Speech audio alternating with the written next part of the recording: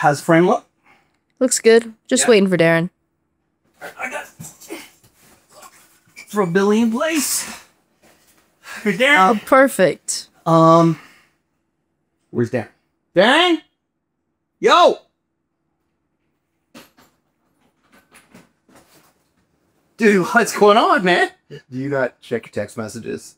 No. Oh, First off, that is, I got out of the shower and I heard noises and I had no idea if you guys had, you might want to look at your phone. Oh. Have it on. Do not disturb. Addison, did you get the message? I did not get the message. So I got a phone call. Here we go. About an hour ago. Here we go. They moved up the mixtape for Monster, and I am going to Toronto right now. Now? Now. Like, now. We have a get what? The first thing I did was cancel the guests. They confirmed, you didn't confirm, and now there's a camera in my office. That's in my Uber is confirmed and is 6 minutes away. So we have 6 minutes. Dude, but you know, I'm going to Toronto, not like the moon. There will be cameras there. I'm sure I can do something. all right. Ironically, I'm actually going into a mix stage full of producers, so let me try to get some sound bites from them. You're in Los Angeles. There is a plethora of people that I'm sure you could pull from and put together an episode. Thanks. Irene, that's really appreciate part of it, dude. Part of being a filmmaker is that, like, never know when you're going to be told literally the last second. Ironically, when I got Saw 2, when I was hired for Saw 2, I had like 4 days from like them saying, hey, you're going to do it, to, hey, you're leaving on Monday, and it was like a Thursday. So this is Hollywood. All right. So if you can pick up some good, I mean, let's show the audience some of the mix stage. Would love to. Really. He's 3 minutes away. Before we get into that, you and I have never downloaded about the Mystic Museum and the conversations that we had there. Yep. What's your takeaway? Have you given any thought to subgenre? Have you looked at the comments on our Instagram? Yeah, I've been going through all of them, talking back to people. Really love everyone that writes in. It's really helpful.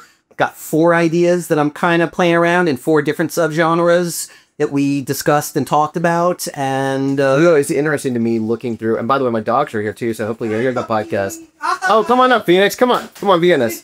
I was looking through the comments on YouTube, and it was crazy the kind of variety of people that love and hate certain things. Yeah. Which is interesting to me. Yeah.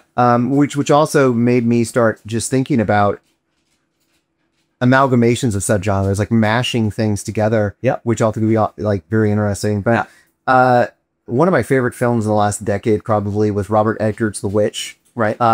Ironically, the guy who owns Furban Post, which is the place I'm going to mix the movie at, was one of the producers of The Witch. Oh, so I'll try to get Dari camera. I like that. And see if he'll finance and produce whatever we end up. All right. Yeah. But I'll put together a writer's room and pitch a couple of. I'll pitch my 4 ideas out. Maybe you can send me a writer that you've worked with before. Absolutely. I'll bring in a couple of my own friends, and I'll put together a group and just pitch out some ideas and get some feedback and have something for you next week. Sounds great. You suck. I do suck. You do suck, dude. I mean, maybe I could have walked out naked from the shower because I was going to go get a towel. I air dried, so you're lucky I air dried and did not. We are an explicit podcast because we do a lot of cussing. So yeah. All right. Thanks. All right. Bye, guys. Later. Hey, Addison. Hello. What are we gonna do? This is producer Addison Marshall. Previously on Darren and Josh Make a Movie, the guys talked subgenres with some horror legends. Today, Darren picks the brains of producer Lee Nelson and Mark Gingras of Urban Post, while Josh convenes a writer's room with screenwriters Lara Olsen, Bobby Florsheim, and Scott Milam to pitch a few ideas as the guys try to figure out just what kind of movie they're going to make. Ladies and gentlemen, please take your seats. The show is about to begin. Oh yes, there will be blood. No, it's not creepy at all. I run a house with 50 crazy bitches. Taught them to survive. This is real life! You're hallucinating. It is real. This is okay. That girl really needs to learn to keep her mouth shut. A man with the chiller. That is disgusting. Is that a fucking piranha? Took my penis!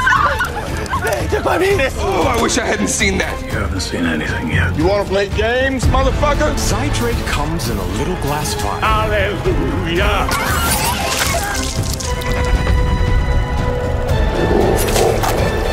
Darren and Josh make a movie. Guys, how's it going? Hi. I am so happy to have you here. As all of you know, and as our audience knows, we are in the process of making a film in real time with an audience, collaborating, watching, giving us ideas. And this episode is the writer's room episode. And I brought two of my favorite writers of all time who I've known for 30 years, and one of Darren's favorite writers that he has known for 20 years. And I want to just have a little conversation about screenwriting. I want to have a conversation about a couple of ideas that I'm throwing around to possibly pitch to the director, Darren. Since I know all of you, but our audience doesn't, let's start with you, Bobby. Give me a little bit of a background on your breaking in story and talk a little bit about our career together for the last 30 years. I sold my first script in 1990 something. The late 90s, 1990s. I wrote for a few years by myself, and then you and I were friends, and I said, hey, let's write a script together. And we did, and got a lot of attention, and we thought, well, let's write something more commercial, because it was very uncommercial but fun. Tell them about what that first script was. It was called The Last Rites of Steve Gutenberg, and it starred Steve Gutenberg as himself, but a caricature of him mocking the terrible choices that he's made in his career. And this is in like before the turn of the millennium, so no celebrity had ever played themselves in a mocking way before, so it was very cutting edge at the time. Not anymore. Now it's passé. The studio, yeah. But it was really fun and perverse and sick, and it was kind of. I remember they had come out with South Park, and I was so in awe of writers of those guys not censoring themselves and saying, I'm going to do whatever the hell I want. I'm not going to try to tame the joke down. I'm going to push the joke further than it has any right to go. And I said, well, I want to write a script like that. Like, I remember the very first Steve Gutenberg's first meeting, the first draft of it, it was, we wrote a 3-page monologue that was just cock-sucking, motherfucking, cum drinking. It was just like we wanted to be the most vile, him screaming at his agent, blaming him for everything. Lara, how about you? What was your kind of breaking in story in the beginning of your career?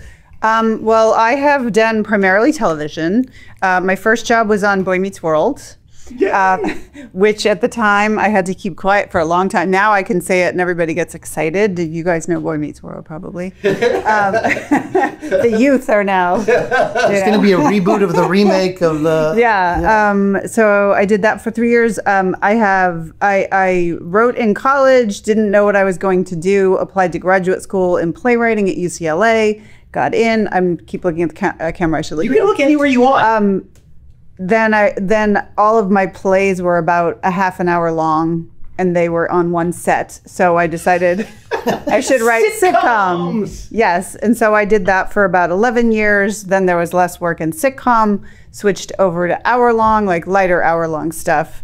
Did that, got a show running job, worked with a partner for 17 years who sort of sprung it on me that she didn't want to work together anymore because the industry was changing. Yeah. So when we have to talk about that. Let's save that. But remind me, because I want to come back to that issue of working with someone for that long, and then all of a sudden you're thrown back into the water without having samples anymore. The end of the podcast is Josh saying, "I no longer want to write with you."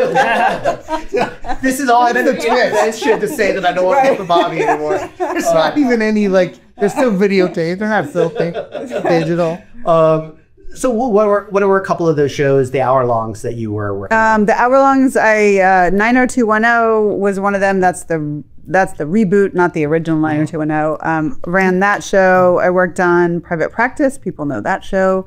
And a bunch of CW shows. I didn't have an agent, so I wrote one screenplay that I had. I turned it into a pilot. That's not scary at all. And then, no, not at all. And then I was like, I don't know what else I'm going to write. I'm done. I told my husband we should move to Chicago. we could sell our house. We would make money on our house, and I would work like in the lobby of a theater, like selling tickets. And he was like, "This is absurd."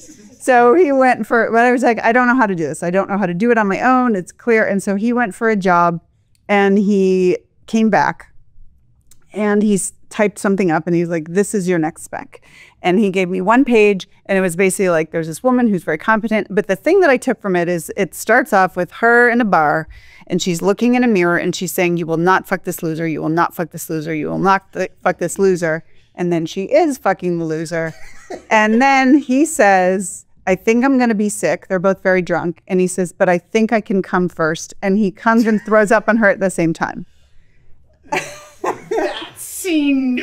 So that scene, I was like, I know what the entire show is, like based on that. That's an awesome scene. And I like that. Did you get made? I like that your first two guests have brought up cum in the first 3 minutes of your podcast. So I wrote that in like a week, and that has gotten me a lot of work. That's called Love and Charity. It's not high concept enough for this market right now. Right. But it's gotten me 3 show running jobs. It's gotten me just like a. But then the continuation of that is I got then my agent. And then I was also driving my husband crazy, and he was like, "Would you go visit your friend in London?" Like, he was like, "Would you just go?" So I was sitting in the airport going to visit my friend in London, and my agent called and said, "Hey, there's a show running job for Netflix. It's out of London." This was a show called Free Reign, and it was a kids, it was a YYA show. Right. But would you be interested? I read the script on my phone. I was like, I'm on my way to London. I could meet with them while I'm over there. Yeah. So I go over there. I meet with them. They read Love and Charity, which they liked. And I came back, and my new agent was like, "Great news. They loved you. There's also one other person in the running. It's down to you and one other person." Oh. And the other person was my former writing partner. Well, we had 2 different agents at that point at the same agency, but we both got submitted. Then Netflix was like, "Would you guys do it together?" And I said, "No, I just wrapped my head around not working with her. So I cannot then go work with her." The whole point was we can't keep splitting a salary. We're not going to be able to survive. Of course, yes. I've worked on 3 shows, and now I've done a bunch of pilots. I think I've done 7 or 8 pilots since the pandemic started, but nothing's gotten made. But, holy, that's crazy. Yeah, including a reboot of Baywatch. Scott, talk to me. What I know you the least because you have worked with Darren for such a long time. What both how was your breaking in story, and what how did you first start working with Darren? It was a lot to unpack, but it kind of started out. I was living in Seattle, and I had just did the whole festival route with a documentary that premiered at Slam Dance and won some awards. And so I was on the road with that. And once that was over, I kind of didn't want to go back to corporate video, Microsoft type of stuff. And so I tried to raise money to do an indie movie to direct. And I wasn't a writer, but I was trying to look for scripts, and I just didn't find anything that I could connect with. So I started exploring my Native American background to see if anything would spark there. Because after that documentary, which took a while to make, it became very personal because it was about a person and all this stuff. So I was like, so a narrative was going to be a hard act to follow, finding that subject matter. And so I read this article about Native Americans in Wichita, but it wasn't Wichita. It drew me to this home invasion crime, and it was very horrific. I couldn't get it out of my mind. So I thought, well, I'm not getting anywhere with finding scripts or anything like that. So I thought I would take a month and just kind of write my own version of this home invasion. Love it. Showed it to somebody. They're like, wow, this is really good. And I go, it is. And so I just did it as an exercise so I could say I got something done.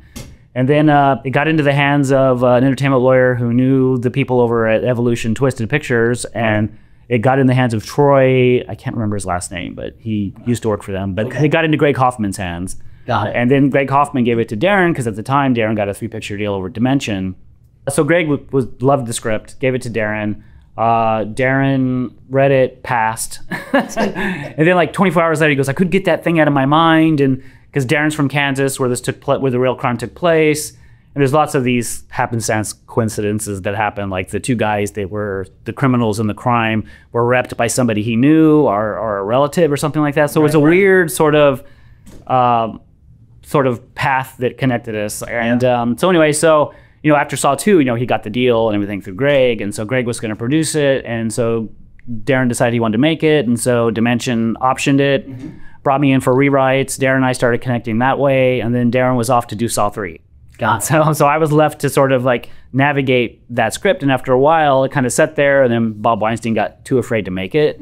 And so I was like, okay, so at least I got paid. And so what aspect of it made them shy off of it? It was just super violent. And it was like there was no home invasion movies at the time. There was a couple like The Desperate Hours and a few those kinds of things inking around, but not like you see now, where like everywhere you see like a version of a home invasion. But back then, that was like one of the only ones. That and The Strangers, and Richard Saperstein over Dimension looked at Wichita and looked at The Strangers, and he unwisely chose Wichita. So that movie was the gift that kept on giving, because at some point I got the rights back to it. Wait, so they didn't buy it off you? They only optioned it. Yeah. It was like one of the highest options for a first-time writer. So I didn't know any better. Just like they're like, oh, we'll get it for this amount. But we're actually going to try to get it for this amount. And they got it for that amount. And so, but then they hired me to write it as well. And so I got into WGA and I started doing the water bottle tour and signed on with WME Endeavor and got the water manager. I know. That's always fire. And then your eyes are all bright because everybody who read the script was like, we were expecting you to come in with like, tattoos and earrings and like, leather jacket. Here I am, pretty much the way I am dressed now. I love Mr. Farm Boy. And so I come in and then, out of those meetings, it's just like, I was a babe in the woods. I didn't really know what the hell I was doing. I was enamored by it all. It was always a dream to do this kind of stuff. And so anytime I'd step on a studio lot, the first time is always the greatest, right? And like this drive on. So eventually, Wichita, like I got the rights back to it. Not the version I rewrote for them, but this is called Wichita. It was called Wichita. That's a great title. It was based on. It was called The Wichita Horror. Was the original crime. So if you look it up, I apologize because it's pretty awful. But I never wanted to exploit that story. So I just kind of took the idea of a home invasion and then just did my own thing with it. But so eventually, I got the rights back to it. A year later, I'm at Comic-Con with Darren, going to see Repo, a premiere of it, and then I get a call and he's like, Brett Ratner wants to do a remake of Mother's Day. Have you ever seen it? And I was like, I know of it, but I don't think I've ever seen it. He goes, well, when we get back to LA, you come over to my house and we'll watch it. So I was like, all right. So I came over to his house, we watched it, didn't think it was very good. So I was like, really? They want to remake this? It's like, and so we came up with kind of a take, and then we watched a couple other movies like Big Bad Mama. That has a great siege scene in it. Rob Zombie totally ripped off from The Devil's Rejects. And we were like, he ripped that off. But we loved that movie, not so much Mother's Day, but we started wrapping our heads around it. And then, we came up with a take, went up and pitched Brett, and Brett was sort of like in a soiled sweatsuit sitting there. He looked like he'd been on the bench all night. People were coming in and out. He wasn't very focused, and we kind of started to pitch it, and we lost him. So we came back like I think a month later. He shows up at Evolution. Mark Berg's there. Richard Saperstein, who's a producer on the movie now, and Brett Ratner's there. And Brett got, again, white shirt, stained, like he's been out all night. Start to pitch him. We lose him in 5 minutes. He's like, and Mark, to his credit, steps in. Oh, Scott wrote this movie called Wichita, and it's really this, really that. Brett didn't give a shit about me. He didn't know me. He was all about Darren. Mark gave him his first movie, so there was this love fest going on, and then so Mark jumped in and said, we could turn Wichita into Mother's Day. Actually, you know what? I take that back. It was Brett's idea. He was pitching Wichita and try to get him on board with, listening to what I had to say. And then Brett was like, well, why don't we turn that into Mother's Day? And I just and Richard Saperstein, like a lapdog, was like, yes, let's do that. I was like, whoa, it's not that easy. It's like, we'll bookend it. We'll have the mother at the end and the mother at the beginning and at the end, and then all the middle could be your script and blah, blah, blah. And I was like, I don't think that'll work. So there's a lot of surgery I have to do on this script. So I spent the next month. So you still had integrity then? I still had some integrity. Yeah, it didn't last long. But now at our advanced ages, it's all just integrity doesn't serve anybody well. Yeah, no. Yeah. So that movie eventually got made, but I saw it. I saw Mother's Day. Saw the Third Street Promenade when the weekend opened. I didn't know Darren, didn't know you, didn't know anyone, and I loved it. I thought it was fun. Oh, well, great. Thank really you. fun. Yeah. Really. Meanwhile, in Toronto, Canada. We are here in Toronto, Urban Audio, which I think I have mixed 12, maybe 13 movies. I started here with Saw 2, and they did Saw 2, Saw 3, Saw 4, Spiral, Repo, onwards. And they've mixed, this will be the 4th of our movies, I think. Yeah. So Lee, really quickly, as an introduction, just, look at one of the cameras, look at your close-up over there, and tell people who you are and what you do. I am Lee Nelson, a film producer, been working with Darren for a bunch of years. And I have a independent film company called Envision Media Arts. We've been around for about 20 years, started in TV commercials and then moved to films about 10 years ago. And some of your highlights, you did, Mr. Church, you did Pathfinder. What else have you done? The Ice Road, 1 and 2. With Liam Neeson. Yeah. Also. A little indie film. Yep. Mixed here. Mixed here? Yeah. Lee and you and I have worked together on a few films. One we shot in Thailand. Yes. One we shot in Death of Me. And that movie was the death of both of us. That's a different story for a different podcast. We'll get into that. And then we did Cella, which no one probably will ever see, which I'm very proud of. And that is a great film. Kind of a side story really quick, because this is a filmmaking podcast. I was just recently on another podcast called Movie Crypt, where I gave a 2-hour kind of lamenting about the process of Cello, which sucks because we spent years on that movie and no one probably will ever see it. Yeah. And that's got to suck for you too. Well, just because it's a great film. It's a great film. And we just want to leave the mystery out there for people. It'll make a better story that no one can see it. So Lee, just to give you a little background. So we're here mixing our last film that we made with Jaimin Hansu and Lauren Lavera called Twisted. It was called Monster. And one of the struggles, I think, is filmmakers is constantly trying to find out and figure out what is that next one that we're going to do. I've heard and seen you since being here. You're on your computer setting up your next movie. I am desperately trying to figure out what our next movie is. And that's the kind of point of this podcast, is that we are going to take an audience through inception of an idea all the way through making it. And maybe you'll finance it when we get to that point. But I want to ask you as a producer, what do you think the biggest struggles are currently on finding financing for a movie and overcoming that hurdle? Because there's so many great ideas out there that never get made. So what do you see is I don't think it's about the idea. Honestly, there's loads of great ideas. It's really about who's the filmmaker and who are the actors, because that's what get films greenlit. What would you say is the kiss of death on finding financing for so many of these movies? That you get a filmmaker who has a package, a script that is too expensive to produce for the cast that it's likely to attract. You and I have struggled with this numerous times on projects that we have either tried to make or have made. So much of filmmaking is literally just who is the cast and what is their value. And I think that when I started in Hollywood and I came here, I always thought it was about creativity. I thought it was about, if you have a great script, then that is going to greenlight your movie. And that's not the truth at all. Not at all. Not even close. I feel like, in fact, a lot of really shitty scripts get greenlit because they've got a great cast. They have a great cast. Or a great filmmaker. And the filmmaker can come in and elevate the script and knows he will, and the cast trusts him, so they'll sign on and then they'll fix the script. Sadly for you and other people that have worked with me, I said I'm kind of a mid-bottom level filmmaker. That's not true. No, but it is, because I think that casting is everything. And I think what also is frustrating, this movie took us 2 years, Monster, now called Twisted, took us about 2 years to get made. Yeah. And the list of names that we were given originally to go pursue would lose value as things would happen. Like their show would get canceled, or they would have a bomb movie. Then all of a sudden, someone that we were pursuing for a year might not have the same value. And they're like, no, here's a new list. Yeah. This is a new person that you should be looking at. You know what I say to people who don't know anything about the film business? Getting a film made is like opening a combination lock on a safe. All the money is inside the safe, and you need 12 numbers to open the door. To get each number is in itself a battle. You need to get a filmmaker. That's one number. You need to get a script. That's another number. You need to get the financing, the actors, all these numbers. You need every single number to open the safe. And the numbers change.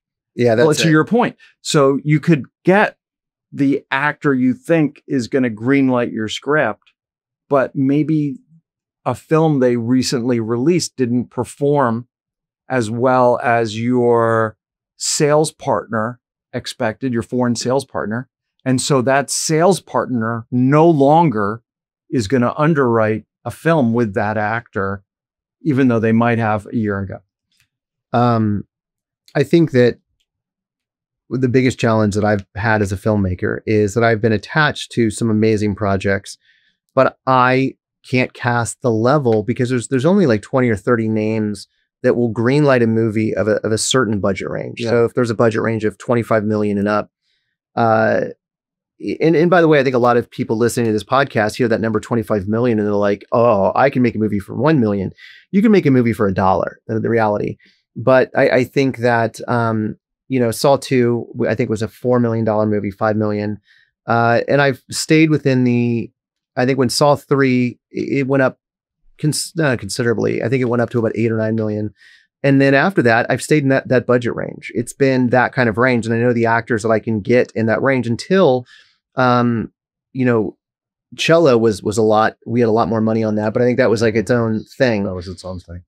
But when you start getting into the level of $25 million, there is a list of actors. And if you don't get those actors in that budget range, the movie doesn't get made. And I think what's really hard is those actors are sought after because they know that every filmmaker can get a movie greenlit within a minute. Mm-hmm. And so it becomes this catch-22 that, and I'm making a name up, Gerard Butler. It's going to use him, pull him out. He might have 100 offers because everyone knows that if he does the movie, that movie gets greenlit. Yeah. And so you're now number 100 on that list, and you could wait months, if not years, to find a cast. The idea that we're doing, my partner, Josh Stolberg, and I on this podcast is we are going to try to backwards engineer a movie and make it kind of in real time, trying to anticipate the hurdles that we're going to face and try to circumvent them. And I think one of the first things is budget. We know that, if I try to make a $12 million movie, it's going to be harder because I'm going to need some names I probably won't have. So we're going to aim for right now a smaller movie, let's call it $1 to $5 million range. Mm. What would you look at as a producer coming into your production company? A script comes across your desk. It's a genre script. What is it that you are looking for to get behind it and champion it? Because I think one of the things that you're good at and what your company does is that you will champion a project, then find the financing for that project, whether it's you're going to private equity or going to banks. Yeah. What is it that's going to take for you to champion a project and put your time and resources behind it? It's a couple things. And I think you go like a little bit on this side, then a little on this side, and a little on that side. So a script comes in. We're very open to different kinds of material. Like we do a broad variety of genres. We want to try to find stuff that we haven't seen before. Something that feels fresh and original. Like it can just be a new take on an established genre or something a little fresh. Then we back into the budget.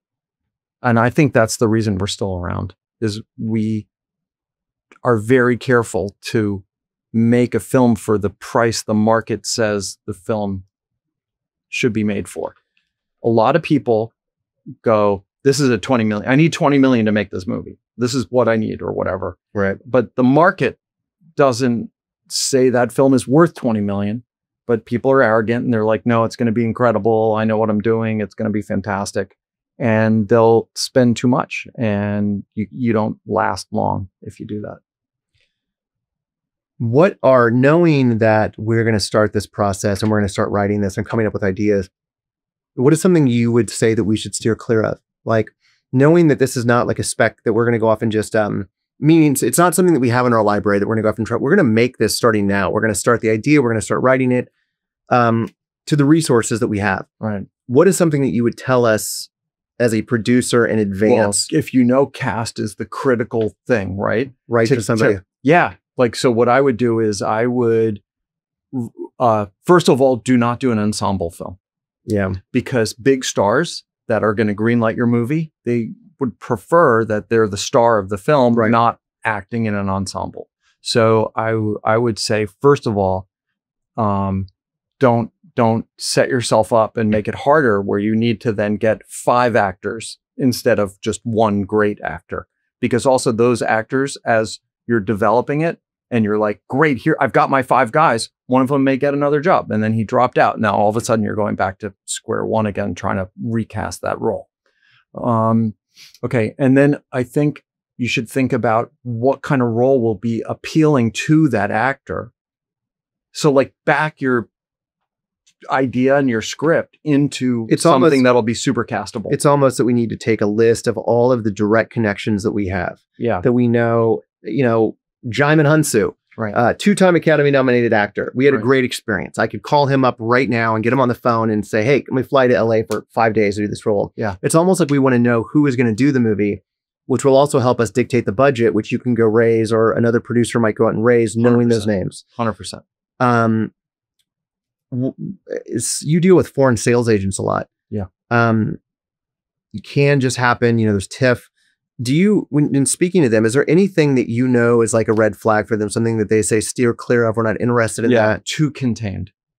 So like no Saw movies. Well, yeah, no, but they are overwhelmed with filmmakers who want to do a film for a price, that are like, I've got this great movie, it's all set in a car or whatever.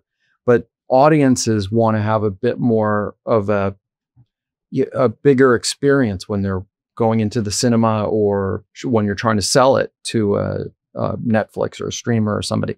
So, if the film is too contained, that's a negative. So you have to figure out, like, okay, it has to feel big.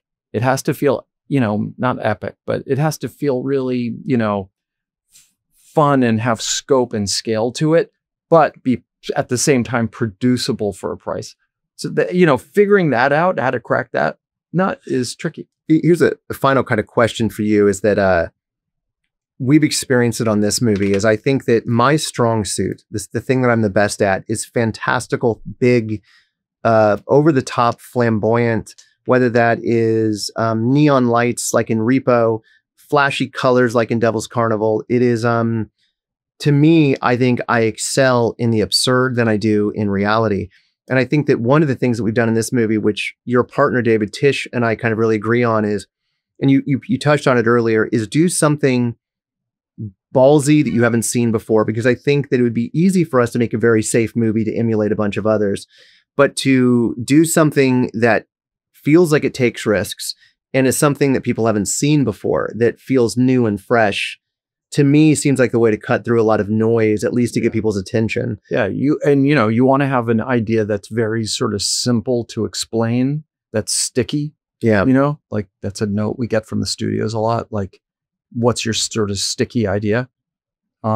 Jason Constantine, who is a producer and executive at Lionsgate I've worked with numerous times, who recently passed, gave me one of the best pieces of advice about filmmaking. He said, after I made Cello and I made Spiral, and I worked with, Chris Rock and Samuel Jackson, at that point, Jeremy Irons, I was like, Jason, what do I do to continue to elevate the trajectory my career is on? He said something to me that I think was the best piece of pitching advice, is he said that when you come into a room at Lionsgate, if you can't sell your movie in 90 seconds where everyone in the room understands what it is, he's like, you're dead. Yeah. And he was like, even if it's an art house film, if it's some weird, you need to be able to walk into a room full of executives and in 90 seconds have them say, I get it. I understand what that movie is. Yeah.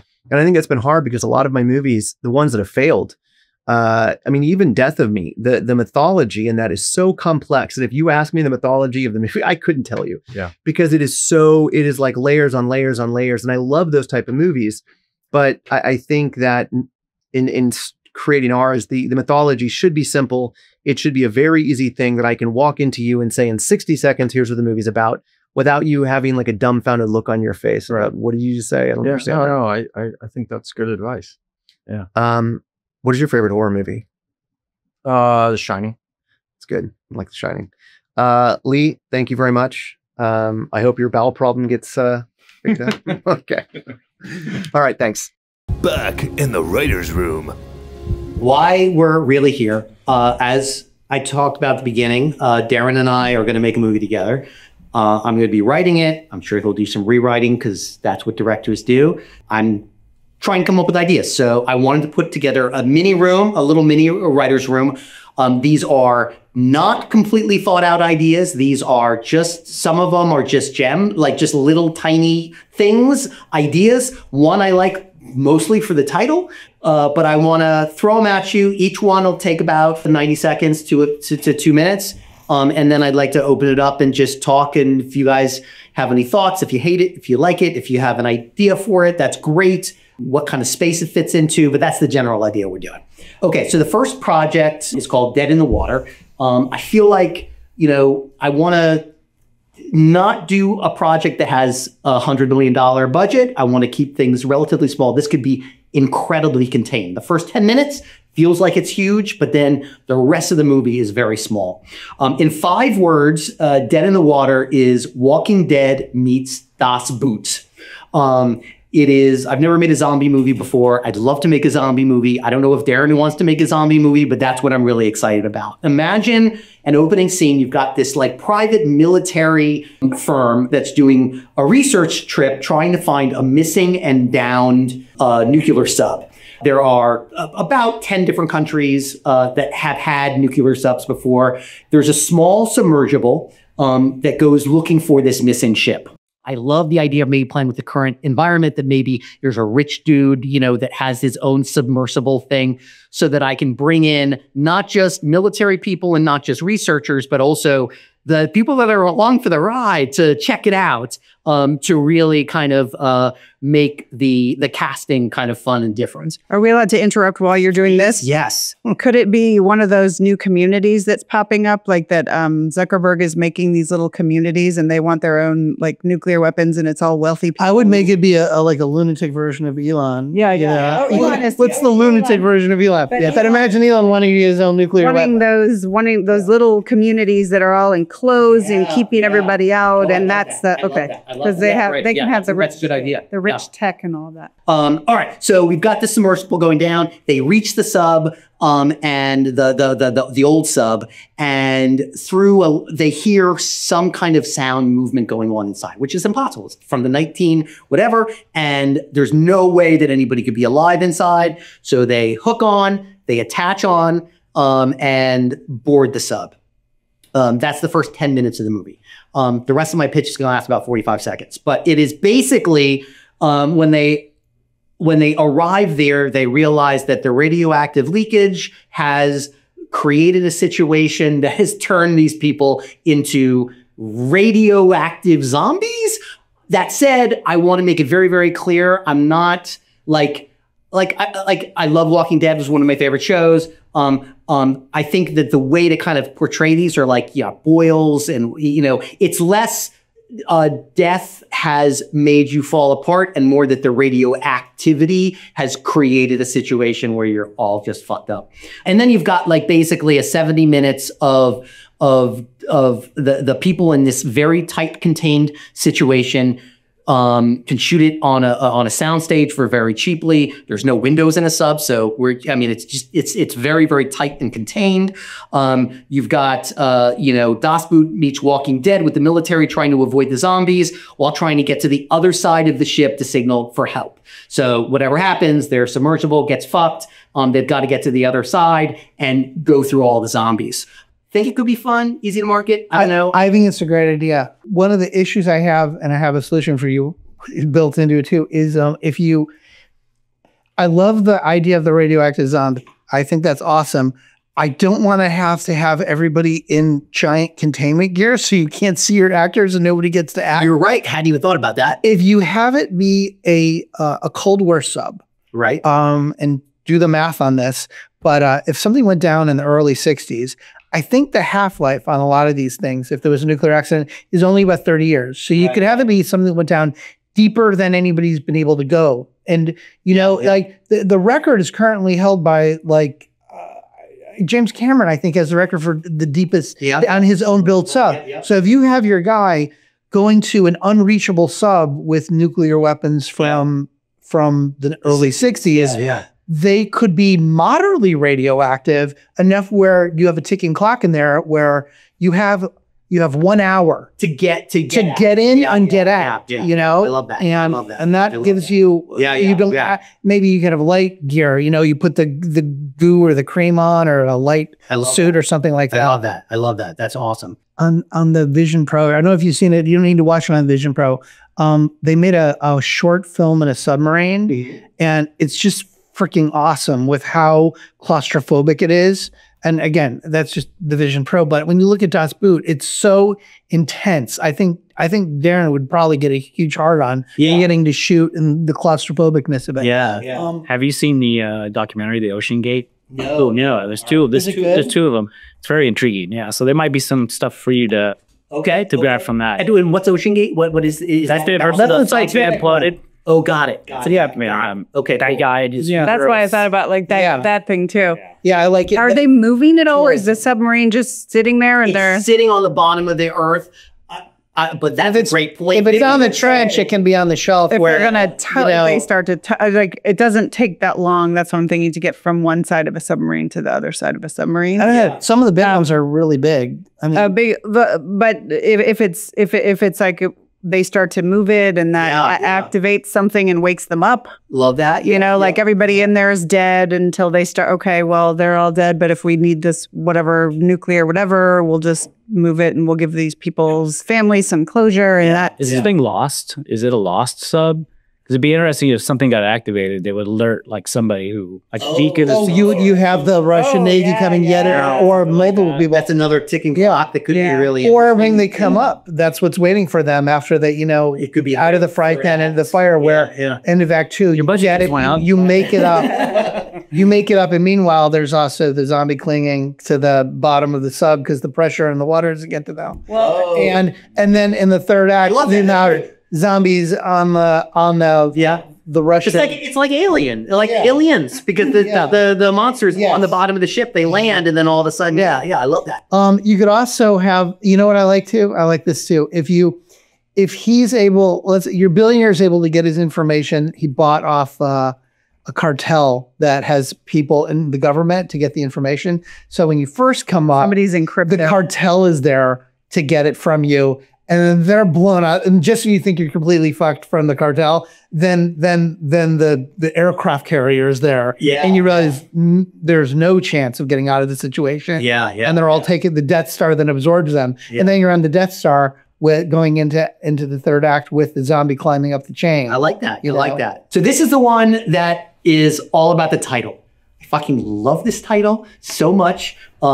It's Peace Corps. You pinched it. I think it's a really interesting way into a horror film. Several college kids take a gap semester to volunteer in the Peace Corps. There's a zillion ways to go with this, and I don't know what that way is, but what I do think is it could turn into a creature feature using a monster from another culture based on where they are situated. You'd be amazed. I mean, like the Peace Corps goes everywhere. So it's basically all over. I mean, there's been Peace Corps in Antarctica. So it could go anywhere. A specific story to a particular culture and or place. So as an example, one terrifying cultural monster is the Strigoi from Romanian mythology, which is what Bram Stoker used to come up with Dracula, the idea of Dracula. Another possibility is, like, for instance, in Laos, there's something called the Phipop, which is the evil spirit that invades a person and eats them from the inside. So you can see like contorting bodies and seeing things writhing underneath the skin. It would basically be this matched with Cabin Fever kind of vibe. So it could be a monster movie. It could be that kind of a thing. In Australia, in the outback, the Aboriginal legend says that there is a creature that lives in the swamps. So imagining, our kids trying to get through a swamp and they keep getting pulled down. It's a little bit like, Lake Placid meets The Ritual, that kind of a vibe. So I don't know what the monster world is. Here's my one problem with it. And I'm actually really interested in your point of view about it because of your Native American background. But I don't want to get dinged for cultural appropriation. But at the same time, these stories are really interesting, and there's a there's a rich history about it. So that's all I have for that. Any thoughts on? I thought immediately of Anaconda.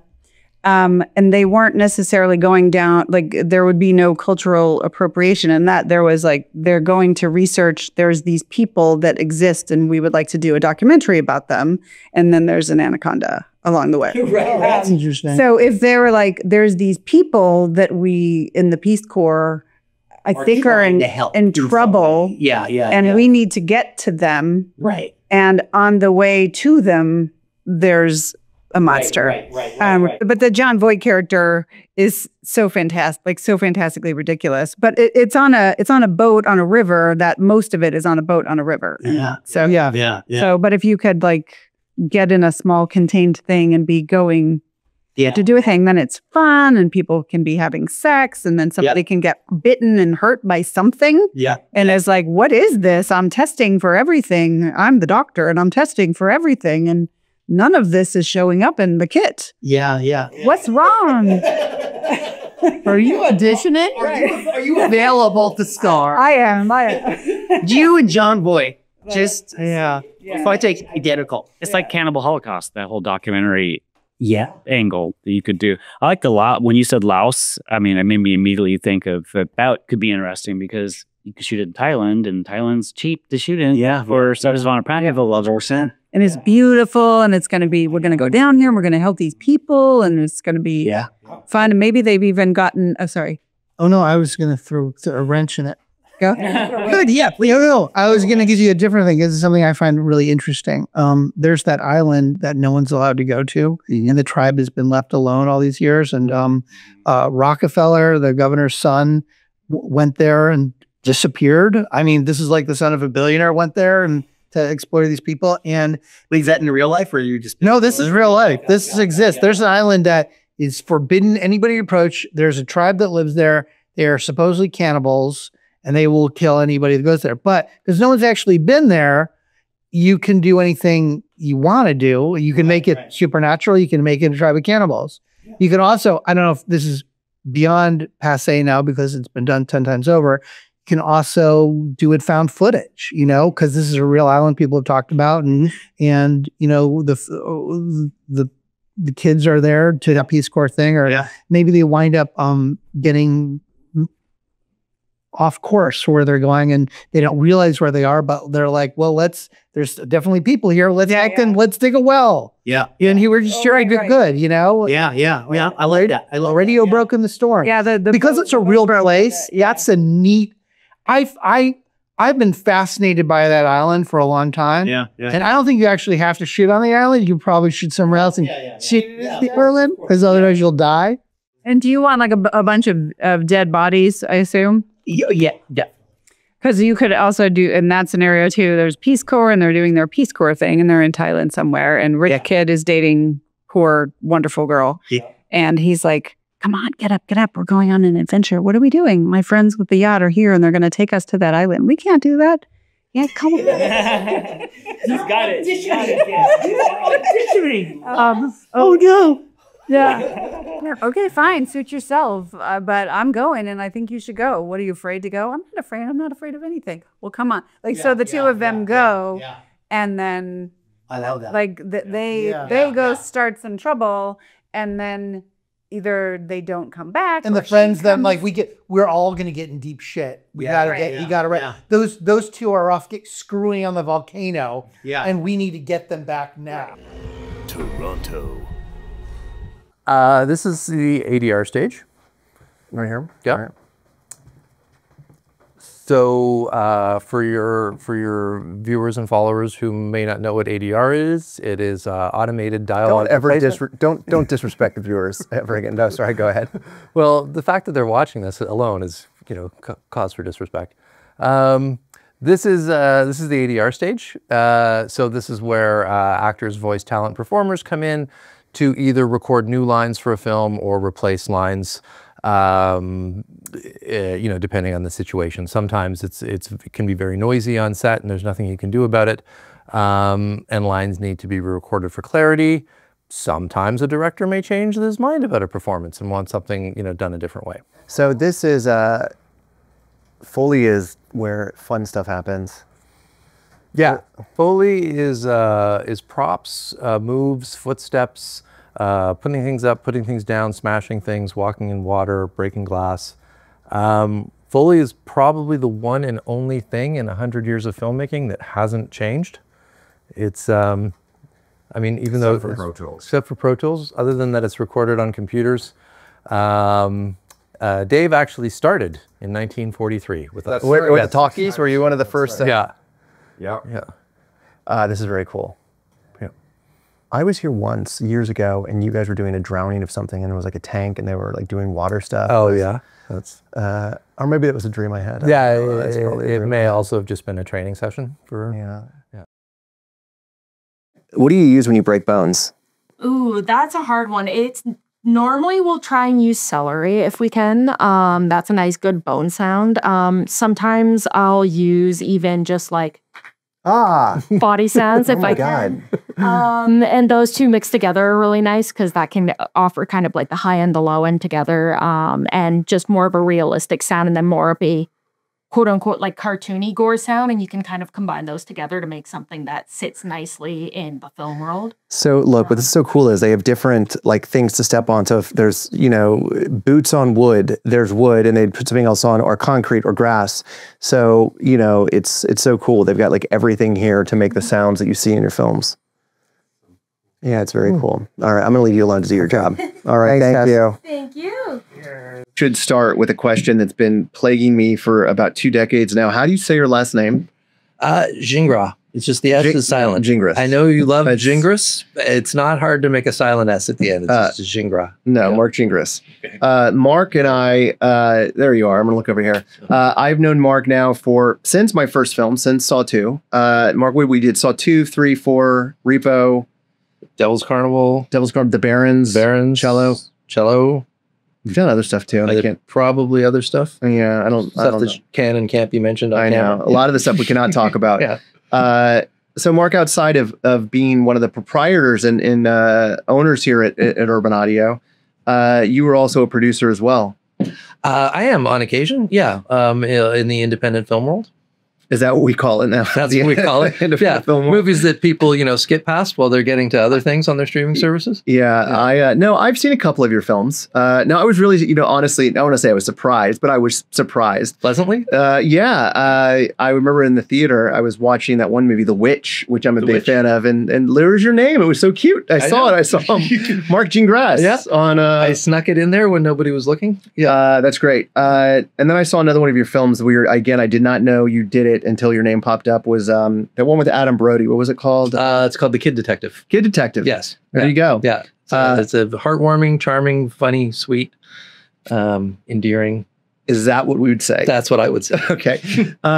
You know, what kind of separating yourself from what you do here in the post world, and that what, when you are, because this whole idea of this podcast is that we are going to try to manufacture a film in kind of real time with the audiences that are listening along. And we're starting with nothing. We have no idea yet outside of the genre. We know the genre is going to be horror. But outside of that, we're kind of, it's like we have a foundation. We know it's going to be a genre film. It's going to be horror.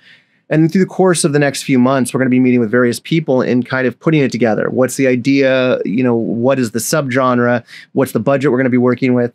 When a script comes to you for consideration, what are the things that you're looking at if you want to be involved, if you're going to come in, whether it is to give equity on something like sweat equity for something like mixing and color, or financial, or just for your expertise? What is it you're looking for? Yeah, I think, you know, making that decision to be involved with a film, like you said, whether it's sweat equity or services or some sort of financial support. You know, when reading a script, for me, a script needs to captivate you, like a novel or a short story. Or if the script isn't an interesting read, I don't think at the end of the day you're going to make an interesting film. And I think you know, what I look for, which is, you know, probably the same things an audience looks for, is originality, is something that you haven't seen before, is something that takes you in a bit of a new direction that, you know, maybe you weren't expecting it to go in. I think, you know, for myself and for a lot of movie-going audience, we see a lot of recycled stories and a lot of things that have been done before, but a slightly different, you know, spin on it. But, you know, reading something that you really feel is like truly a breath of fresh air and something that is unexpected is what I personally, you know, find engaging about a script and a project. I mean, I realize I'm in a hotel here, obviously, which is a step up from usually sleeping on the floor of your stained floor. I'm quite surprised, actually, to see you in an actual residence with walls on a ceiling. Well, you know, when I don't have screaming kids and a screaming wife, you know, I want to catch up on movies and TV. And what's so frustrating is from having every streaming service, from, you know, Netflix to Paramount Plus to Max to the Playboy Channel onwards. I mean, they're doing some interesting things. They really are doing some interesting stuff. You look at the box art, which is all you have to really go on, and the synopsis, and everything sounds the same. Everything feels the same. And I could spend hours, literally hours, just going to the next, to the next, to the next. And usually I may give it 5 or 6 minutes before I turn it off because either it doesn't catch me right away or I feel like I've seen it. It's harder and harder to find those movies that break through, that are something that feels unique, that feels fresh. And I think maybe, you know, as a producer, is there a fear of audiences not supporting originality? Because I think that so often there are these gems that do get released that no one sees because it is not a Marvel movie. It is not a sequel to Saw. It is not a whatever. Is there, do you ever get concerned by that? Absolutely. You know, and I think there are a lot of really great original independent smaller films out there that get made, not even necessarily smaller films, but, you know, mid-sized budget films. But yeah, there is, you know, there is the Hollywood machine. There's the Marvel movies, the franchises, you know, whatever they may be, the Fast and the Furiouses, the Pixars and everything that eat up, you know, 90% of the theaters in any major market. They eat up, you know, the average consumer's time that they have to even search for films, because these big tentpole Hollywood films are so, you know, prevalent that it is very hard to seek out smaller things. And I think there are a lot of gems that aren't just entertainment. I think a lot, you know, I'm not knocking Hollywood films at all. I think there's, you know, really creative things being done. But a lot of it is entertainment, and you can sit and you can watch a movie and you can be entertained by it 2 hours and have a nice time, and you and your family did. But, you know, I still look, and I think there is an audience that still looks for something more that you do have to do a bit of a deeper dive to find. What is it if you're going to, I mean, one of the things with having kids and a wife is anytime I'm going to go out and actually go on a date, it's a commitment. It's a babysitter. It is, you know, it is finding a theater, it's parking, it's 4 hours of my day. So less and less actually takes me out of my house. What is something that you seek out, would spend money on seeing and supporting in the genre space? Are there certain types of movies that, for example, like I love religious horror. So if I know that there is a religious horror film, I'll go see it. Is there something that, again, that you always go see if you know it's coming out? Yeah, I mean, I'm a big fan of independent and smaller horror projects. I mean, whether that's religious horror or folk horror or thriller horror or something. And again, not to say that there isn't interesting stuff from Hollywood, but I feel like there's a little less risk taking from bigger Hollywood. Did you know that Witch was going to be as big as it was going to be? Absolutely, 100%. I had it locked. No, I didn't. Nobody knew. But you know what? That's a perfect example of one of those movies that break through, because I'm sure on paper that had to have been a risk, because they're talking in some arcane dialect. You know, it really had no one in it that at that point that you would consider a massive superstar, and it worked. Everything about it worked, from Anya Taylor-Joy to the dialect to his direction to that fucking goat.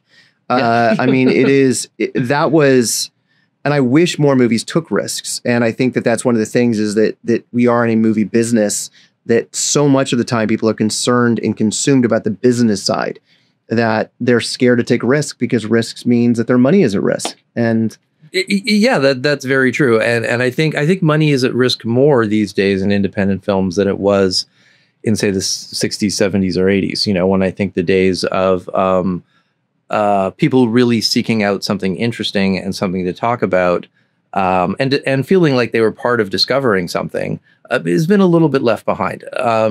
I think that audience is still there, but it's not as big as an audience it once was. The Witch is an interesting example because actually, sort of going back on what I said a few minutes ago, The Witch as a script is an interesting read, but you don't read the script for this movie and think like, oh, this is going to make an amazing film. But the director obviously had a vision because that film is all about pacing and tension and a very slow burn and waiting for things to happen. And that, of course, happens, during the direction and during the editing and during the post-production process. That is something that is hard to put into a script. So a script isn't necessarily the be all and end all. I think a script has to be weighed against conversations with the filmmakers, the creative vision of the director, to really, envision what a final, film is intended to be. But I think that's going to be an interesting thing about this podcast is that this is not a script that's been submitted to me. I have predetermined that I will make a movie with Josh Stolberg, who wrote Spiral, and you did Jigsaw. You did Saw X, right? Not Saw X, the one before Jigsaw. You did Jigsaw. Yeah. You did all the Saw movies. All the Saw movies. Yeah. So except the first one. Yeah. It's Josh Stolberg and I think that balancing what he does well and what he writes well versus what I can direct well. And knowing that, because there's certain movies that I should never touch, that that it might be an amazing script, but I'm the wrong guy to do it. I would say to stay away from romantic comedy. I'm not a romantic comedy dude. I have a funny story that, this is a filmmaking podcast, and we're also talking about just filmmaking stories. How many movies have you done with David Cronenberg? It's been a number over years. I mean, it's probably maybe 4. I remember long ago, Saw 4 time. I was here. And I think you guys, I think I was doing the final mix at that time at Deluxe, but you guys were working with Cronenberg, and I had just got attached to the Scanners remake. Oh. And you come in and you go, Darren, David's outside. Would you like to meet him? And you walked away. So you introduced us, and then you walked away. And I said, Mr. Cronenberg, I'm a huge fan. And I was like starstruck. There's Norman Jewison and David Cronenberg, 2 people you've introduced me to, and in both cases, I'm huge fans of them. So I go, Mr. Cronenberg, I'm a huge fan. My name's Darren. I'm attached to direct the Scanners remake. And I remember he looked at my hand, he looked at me, he looked back at my hand, and he walked away. And I dropped out of Scanners right then and there. That was it. That was it. Because I said, one of my things now is I will never do a remake without the blessing of the original creator. That was not getting the blessing of Mr. Cronenberg. He is deaf and blind, so he may not have seen me at all. Yeah. But you know what? He's also he's a very dry dude. So I don't know. It could have been a weird sense of humor thing with him. I just had gotten out of the bathroom too, so maybe the handshake was a bit too much. Yeah. What is your favorite horror film? I love a movie called Don't Look Now. Someone else just brought that up on the last podcast. Really? Yeah, I swear to you, they brought it up. Just brought it up. I love this movie. Donald Sutherland, Julie Christie, and a little person, and a little person in a raincoat. Directed by Nicholas Roeg. It's from the early 70s. I love it because it's like a bad, unsettling dream from start to finish, and you can't figure out why. Like, you're watching this thing and you're so uncomfortable and you're not even sure what it is. It's like, until it builds with this momentum to this very unexpected twist ending. I just ruined it for you. I'll beat myself out. Okay. Yeah. All right. Yeah. That was great. That and Saw 2. And Saw 2. Yeah. Of course. All right, Mark, thank you very much. Let's get back to mixing. And I hope I didn't screw anything up when I touched the shit over here. Yeah, we might have to start over again. Yeah, let's do it. Yeah. The Writer's Room. Here's the next idea. This is my art house movie. This is my A24 horror movie.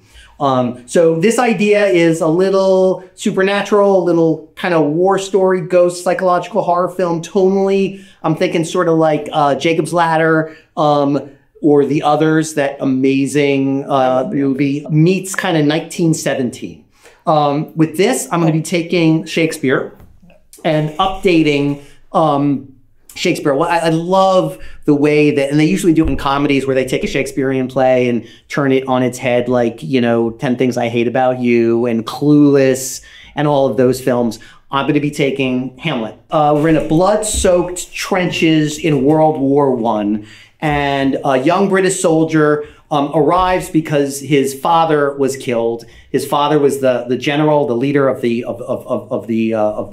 army there, and his uncle has been given the reins. Our person comes to basically bring his dad back. And while he's there, he realizes that something's off, something's wrong, and starts to suspect his uncle from killing his father.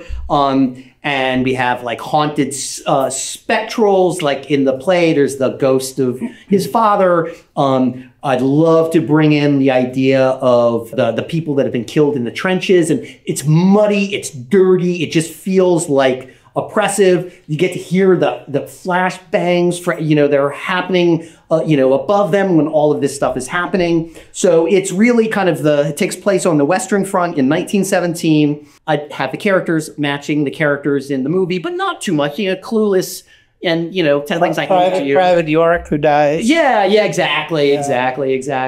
But that's the general structure. It's him trying to find out who murdered his dad. I like the idea of kind of playing with the themes of madness versus reality, and you really get to play with that feeling of like everyone's just going mad because war does that to you. Yeah. So I can kind of match those things. And this has to be horror. That's what I'm trying to think of. Yeah, it would be horror, and it would be in the paranormal, psychological horror, ghosts. I think that kind of thing.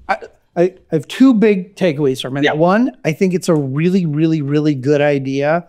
I don't think it's necessarily a good idea for this, because I don't think it's sensational enough for an ultra low budget movie because it's not really a pure horror movie. Like you said, it's an A24 movie. I think it wants to be an art house film, and you want to get really big name actor attached, and probably even though you could shoot it ultra low budget, I think because it's between genres, it would have a hard time finding a home, and people are scared of Shakespeare. Yeah, audiences are to a certain degree when you say that, so it has to stand on its own 2 feet. Yeah, and I think you're going to be forcing a slightly octagonal block into a round hole, and it sort of fits. And by the way, use that to inspire you to say, fuck you, Bobby, I can make this work, because I do think there's a phenomenal movie in there. I think it's really good. I don't know if it's because I see you and Darren I feel like you guys are wanting to make something that's so juicy and fun, and the way that Saw is a perfect low budget horror concept. It's just a perfect tight little idea. You want to have a perfect tight little idea. This one's more elegant and fuzzier and more nuanced. I get it. That's just my very nice way. No, I'm not saying that that was a demonstration of a studio executive passing on your project very nicely. I'll say this: of the 3 ideas, this is the only one that's going to win an Oscar.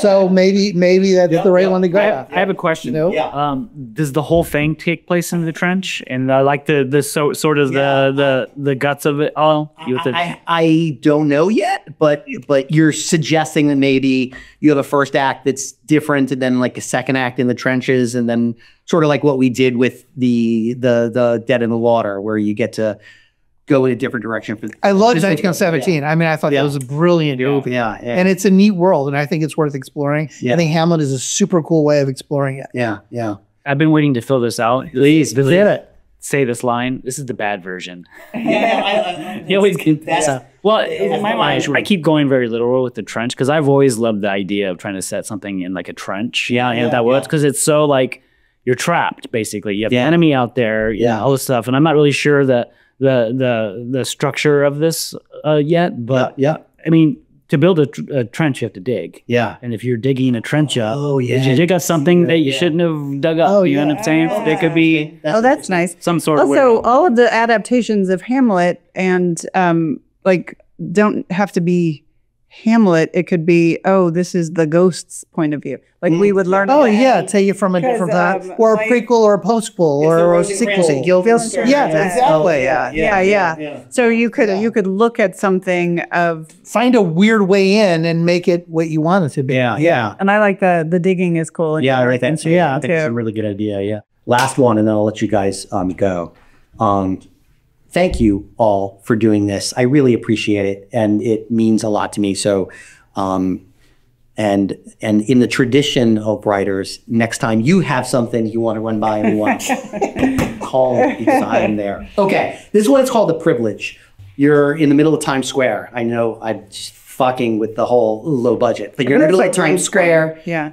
And people are going about their business, going down to the subway, going to work, going phones, going shopping. And all of a sudden, plate glass window, woman comes like falling out, landing on the ground. The glass shatters.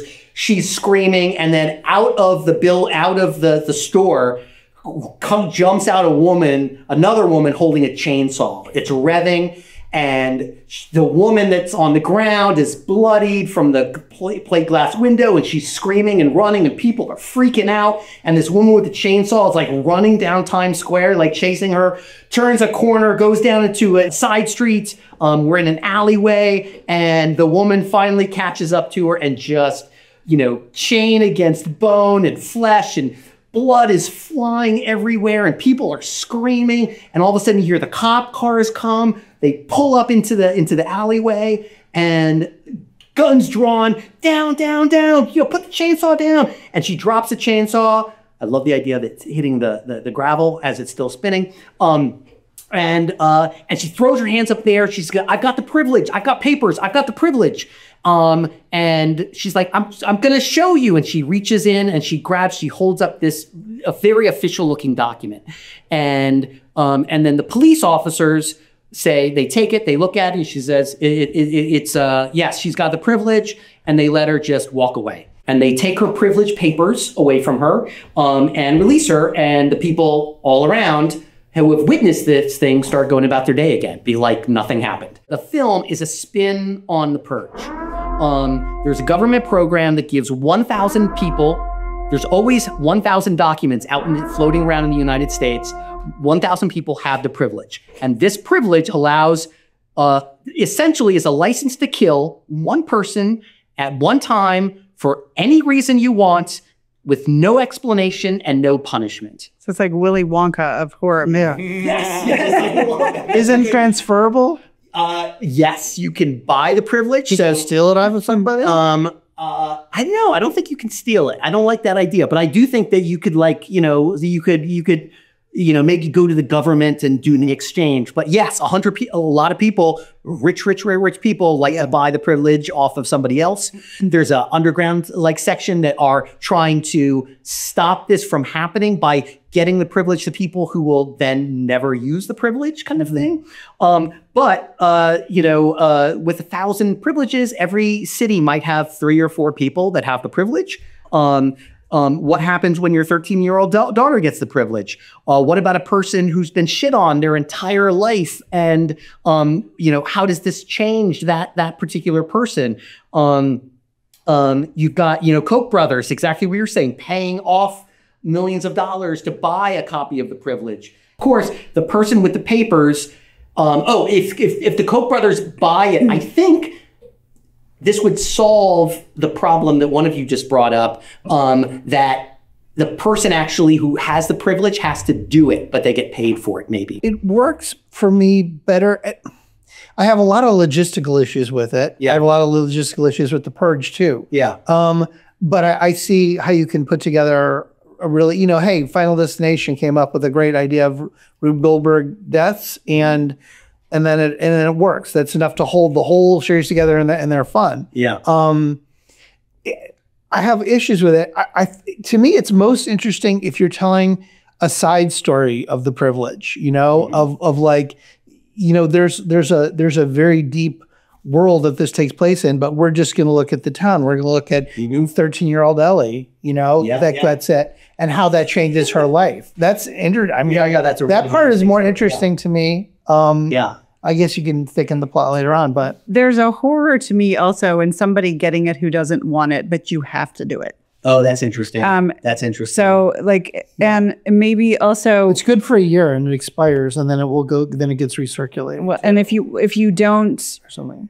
But if I got it and I'm like, I don't want the privilege, and they're like, too bad, you have to kill somebody. Oh. Or you die. Maybe? Or you die. Or we kill your mom. Or right, if you don't kill somebody, then somebody that you care about there's a I don't know if that would work into this at all. It's not as fun. Yeah. I also like immediately thought of Squid Games, of somebody fucking with people. Like I'm gonna do this thing because, and is it being done because people are living too long and this is a way to is this a way to keep people afraid so that the government doesn't like? I kind of thought of it that the reason for it is that you don't know who has it all the time. I think you would very much not want to know. Lower the amount of crime just naturally because you'd be worried about. If some douchebag out there is going, I have the privilege, I got the privilege, and I'm the guy he hates the most in the world, I'm going to kill him, privilege or no. You still go and kill and is somebody. there, like, I love the image of a person with a chainsaw. Oh, chainsaw. The opening's great. That's a great opening. But that makes me go, okay, what are the rules here? Because that's not an effective way to kill somebody. That's where it seems like super ineffective. And the chance of you getting shot by a cop before you kill your person is about 97%. Right. That is the worst. You would have a gun that would and seem walk up like and shoot him in the head. You would have been behind. forced into this, or there's rules of you get to kill somebody, but it has to like be creative. Well, the deaths are so. First of all, the psychology. I have big problems with logistics, but your set pieces are fantastic. Yeah, and your psychology moments are fantastic. Right. What does that mean if someone lies and says they have it? Someone has a 4-H privilege just to cow people into doing what they want. Yeah. I think you really have to work hard to come up with as many ways to differentiate yourself from The Purge, so you're not just a ripoff. Because I see how it's different, and it is different. Yeah. But at first blush, it's like a writer said, "How can I do The Purge without doing The Purge?" Right. You know. I've got another movie about a guy chained to a pipe and his hand is chained and he has to saw off his hand. No, instead of this, push it, hatchet. That's it. Okay, guys, thank you so much. This was amazing. I really appreciate you all so much. This has really helped me. Thank you.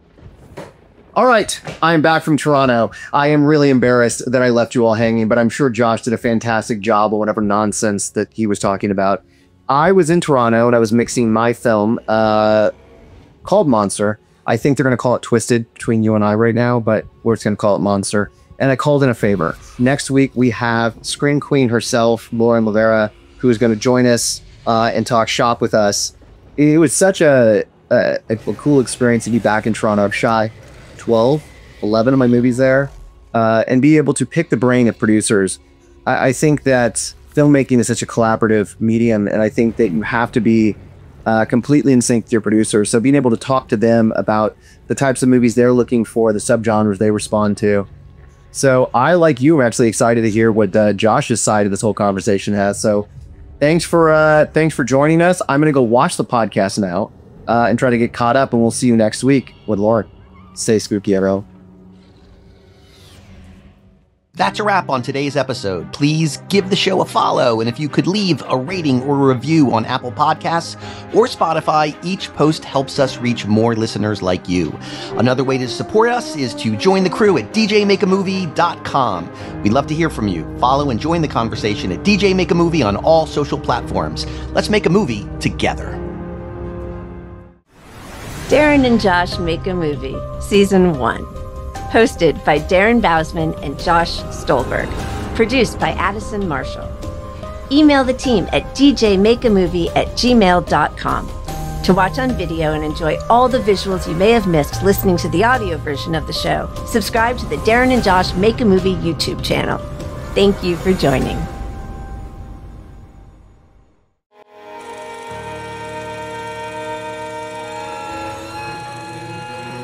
Cut, Casper. That's a wrap.